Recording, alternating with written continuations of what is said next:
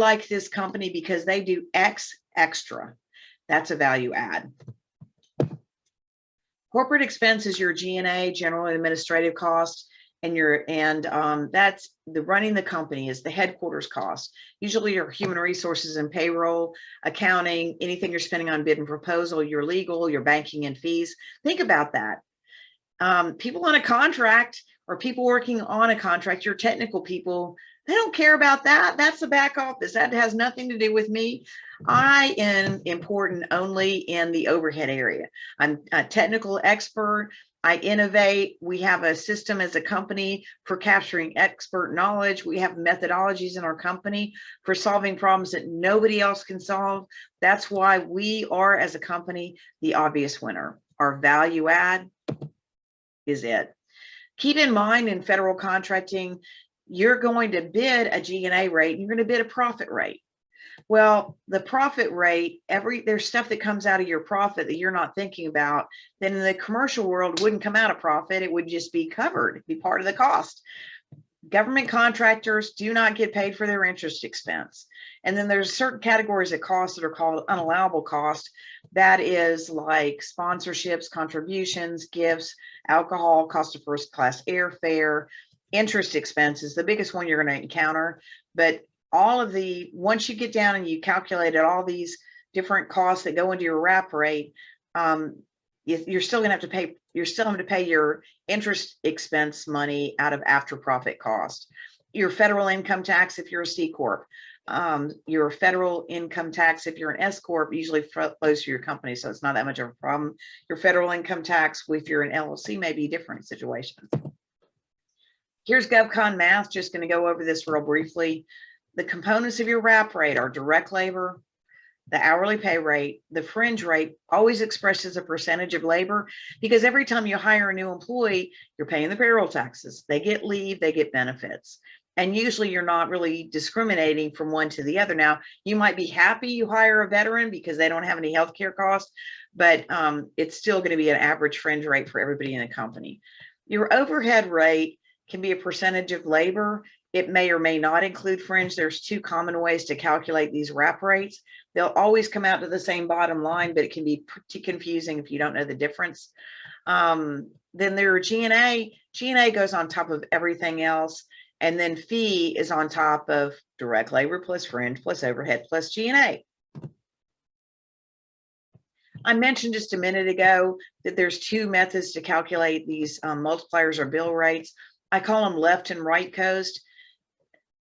All I want you to know is there's two different methods. Just because you use one method doesn't mean you're wrong when somebody else uses the other method. However, when you're bidding, you probably need to have a way that you could change to use the other method, or else your pricing is going to be not quite right. But you can see in both cases, I get the same bottom line number of $86.52 off that $50 an hour. It's just slightly different. You know what? Those are very slightly different. It's 13% overhead is on the total of 10% overhead on left coast. At 650 is 10% of the $50 an hour plus the $15 an hour, $65 an hour. Right coast combines it differently, but mathematically it'll end up the same answer. There's the multipliers. All I did with the multiplier is instead of saying $50 an hour, I said, I'm just going to use a 1. And that way I've got a multiplier that whenever all I got to do is carry around a 1.73 as the multiplier in my head. And whenever I'm in a meeting and somebody says, what's your bill rate on that?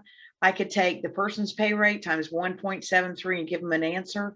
And I could do that on the calculator on my phone, and it looks so smart. So that's why these things are important. You can derive the pay rate from the billing rate. You take the billing rate divided by the pay rate, gives you the multiplier. That's handy stuff if you're trying to do some calculations based on some information somebody accidentally gave you, or some market intelligence that you found on your own, which might be that what their GSA billing rates are. You don't know how much they discount them, maybe, but you know pretty much what the going rate is to hire that kind of person. You kind of know what their multiplier would have been. The other way to do it is the same thing down here. Take my direct labor plus all of its burdens. You can also do it on big numbers. I could put $1 million and use those multipliers. That would tell me about the amount of my bid. So here's the deal. Sometimes you just need to have what I'd call quick and dirty numbers.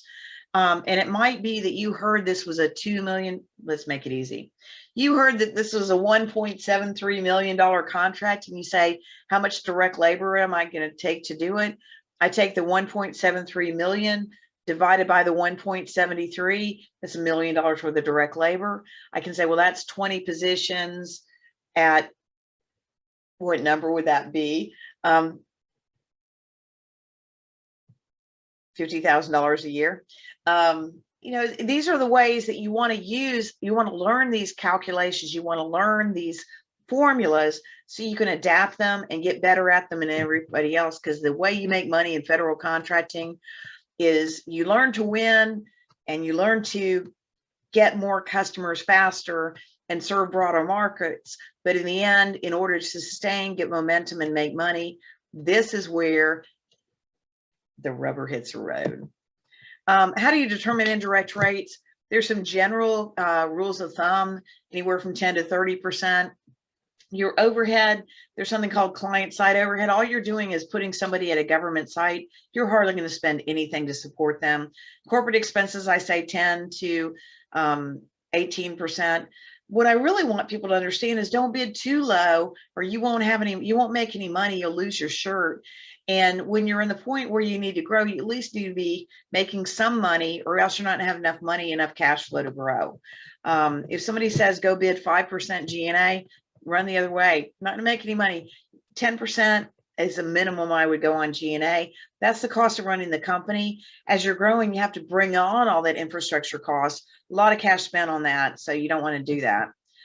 Your actual costs and forecasts are going to vary. You can have a model for your company, and I call this a rate and pricing model, what you think it's going to be, but you can also have forecasts where you're more optimistic, less optimistic. You're going to run into cost proposals as your company grows. They're going to be more specific. They might ask for a description of how you calculate your rates. They might ask for actuals from your fiscal years that have just been last closed. You want to know what those rates are, because here's the deal. Sometimes you'll get to the point where you're bidding a particular type of contract for the first time, and you didn't know it, but when they come and tell you what your rates are, they disagree with what you bid, and you'll say, well, that's what we expect it to be by the end of next year because of our growth. And they'll say, no, you have to use whatever you ended at last year. And you're like, what? And I would say, what? Sometimes these decisions are not made by you. They should be made by you, but you've also got to get past an auditor, a contracting officer, somebody whose opinion you don't always even know who's making the opinion. Somebody may have just said those rates seem a little high, questioned it, and then you have to come back and prove it, and you can't, because they're not going to hire a small business that they don't think has control over their rates, because they know that little business is not going to be successful for them, not going to make them look good. They're going to go through and have to redo all this contract work. They don't want to do that. So anyway, what I wanted to do is just give you an overview of what you need to know about wrap rates and pricing. If you're interested in being part of the MITCH group, that's my group coaching session. MITCH stands for mentorship, inclusion, teamwork, camaraderie, and heart. Because I love working with people that have a big heart for working in the federal contracting, especially DoD, Department of Defense, and working with veterans. And so that's really where I get the greatest value, the greatest return on my time. How I feel the best is helping somebody else be successful in this area. So if you're interested in that, any of that, send me an email. And certainly be glad to talk to you about the MITCH group. I'm creating some new cohorts starting again after the first of the year. And what we do is we meet once a month. We have our Freedom Friday. on the last Friday of the month. I'm the one that's the speaker, and I go in depth on a particular topic that I feel like is going to most help the people on the call. It's always going to be around financial logistics. Nobody but Jenny Clark talks about the financial side of federal contracting. Hope to have you join me there.